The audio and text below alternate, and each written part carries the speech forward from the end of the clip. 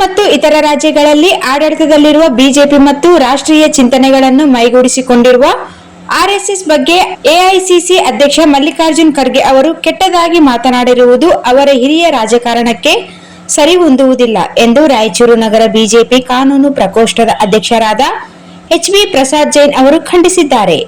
ಭಾರತೀಯ ಜನತಾ ಪಕ್ಷವು ದೇಶದ ಏಳಿಗೆಯನ್ನು ಬಯಸುತ್ತದೆ. ಜನರ ಅಭಿಲಾಷೆ ಮೇರೆಗೆ ಅಧಿಕಾರಕ್ಕೆ ಬಂದಿದೆ. ಸಂವಿಧಾನ ಮತ್ತು ಪ್ರಜಾತಂತ್ರದ ಮೌಲ್ಯಗಳನ್ನು ಗೌರವಿಸುತ್ತದೆ. ಅದೇ ಹಾದಿಯಲ್ಲಿ ನಡೆಯುತ್ತದೆ. ಇಂತಹ ಜನರಿಂದ ಆಯ್ಕೆಯಾದ ಪಕ್ಷದ ಬಗ್ಗೆ ಹಗುರವಾಗಿ ಮಾತನಾಡಬಾರದಾಗಿತ್ತು ಎಂದು ನುಡಿದಿದ್ದಾರೆ. ಆರ್ಎಸ್ಎಸ್ ಸಹ ರಾಷ್ಟ್ರೀಯ ಸ್ವಯಂ ಸೇವಕ ಸಂಘ ಜನರ ನಾಡಿ ಮಿಡಿತವನ್ನು ಅರಿತು ಯಾವುದೇ ಫಲ ಅಪೇಕ್ಷೆ ಇಲ್ಲದೆ ಕೆಲಸ ಮಾಡುತ್ತದೆ. ದೇಶಕ್ಕೆ ಉತ್ತಮ ಸಂಸ್ಕಾರ ಸಂಸ್ಕೃತಿ ಕೊಡುತ್ತದೆ.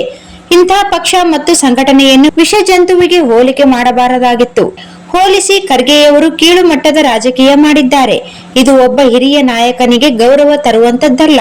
ಈ ಎರಡು ಪಕ್ಷಿ ಮತ್ತು ಸಂಘಟನೆಗಳು ವಿಶೇಷ ಜಂತುಗಳಾಗಿವೆ. ಇವುಗಳನ್ನು ಹೊಸಕೆ ಹಾಕಿ ಎಂದು ಪ್ರಾರ್ಥನೆ ಮಾಡುವ ಸಂದರ್ಭದಲ್ಲಿ ಅರ್ಧಕ್ಕೆ ನಿಲ್ಲಿಸಿ ಹತ್ಯೆ ಮಾಡಿ ಎಂದು ಪ್ರಚೋದನಕಾರಿಯಾಗಿ ಮಾತನಾಡಿದ್ದಾರೆ. ಇದು ಧರ್ಮ ಗ್ರಂಥದಲ್ಲಿ ಇದೆ ಎಂದು ಇನ್ನಷ್ಟು ಕೋಮು ಸೌಹಾರ್ದತೆ ಕೆಡಿಸುವ ಮಾತನಾಡಿದ್ದಾರೆ. ಅವರು ತಕ್ಷಣ ದೇಶದ ಜನರ ಮುಂದೆ ಬೇಷರತ ಕ್ಷಮೆಯಾಚಿಸಬೇಕು. ಇಲ್ಲದಿದ್ದರೆ ಕಾನೂನು ಹೋರಾಟ ಎದುರಿಸಬೇಕಾಗುತ್ತದೆ ಎಂದು ಎಚ್ಚರಿಕೆ ನೀಡಿದ್ದಾರೆ.